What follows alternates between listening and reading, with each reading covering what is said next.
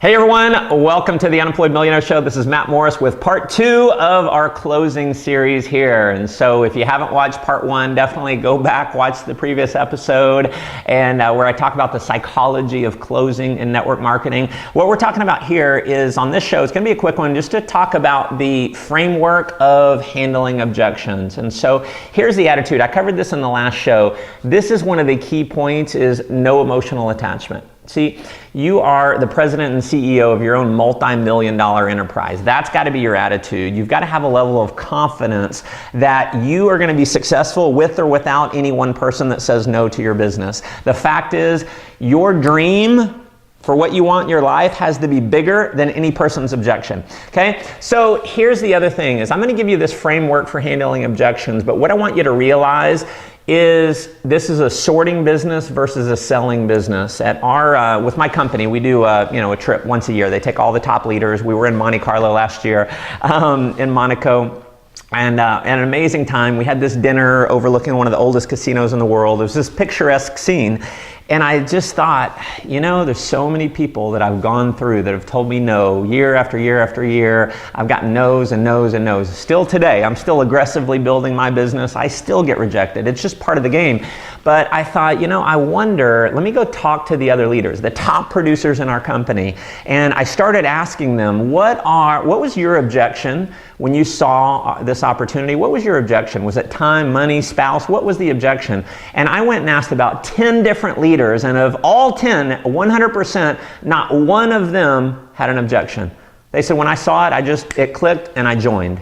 So the people who are going to build your business to the top, they're usually the ones, they're just going to see it. So having said that, let me give you something that can increase your numbers.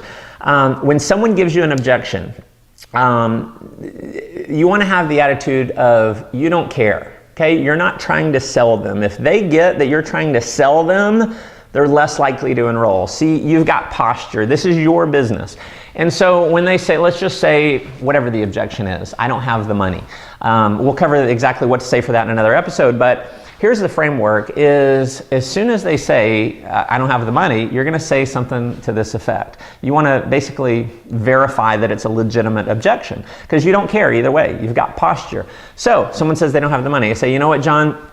Totally hear what you're saying, but tell me this. Is it really that you don't have the money, or is that just your polite way of saying no? Because it's totally cool either way. Okay? So what did I just do? I just kind of disarmed him. What they're expecting is to, you immediately get in and try and sell them, but no. You're just saying, listen, I hear what you're saying, but tell me this. Be real honest with me. Is it really that you don't have the money, or is that just your polite way of saying no? Okay? And so sometimes you're just letting them off the hook. It's like, no, I just don't want to do it. If they don't want to do it, hey, shake their hand, thank them for taking a look, and you're on to the next person. But what they say in most cases is, no, I want to. And so, or no, I really just don't have the money. And so you go into question number 2 is, all right, John, well, tell me this. Do you want to do this? Do you really want to do this? And have him convince you that he wants to do it.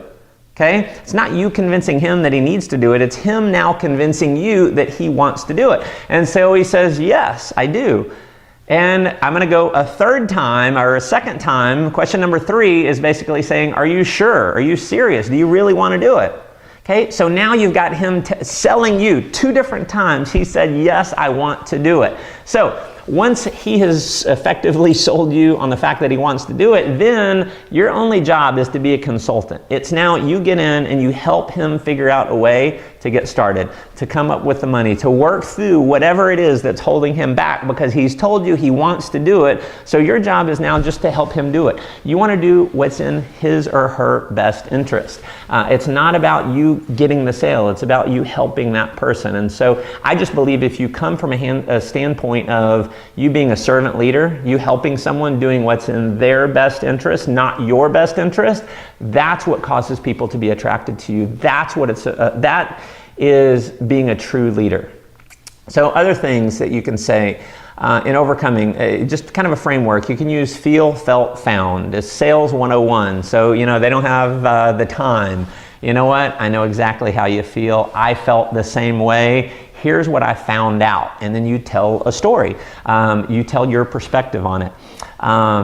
that can be very, very effective. Maybe they don't have the money. Maybe that wasn't your issue.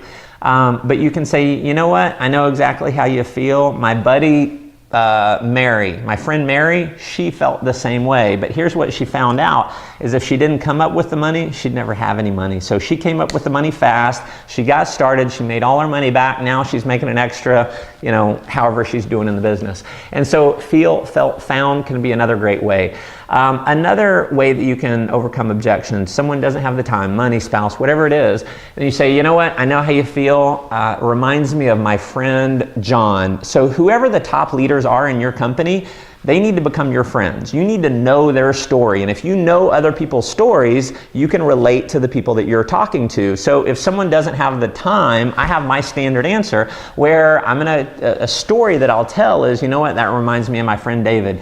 David was very successful. He was a doctor. He was working almost 60 hours a week, but he realized if he didn't come up with some extra time to build some passive residual income, he'd never get free. He'd never have any time. So he plugged in, he hit the top rank in our company in about 10 months, and you know, that's financial freedom.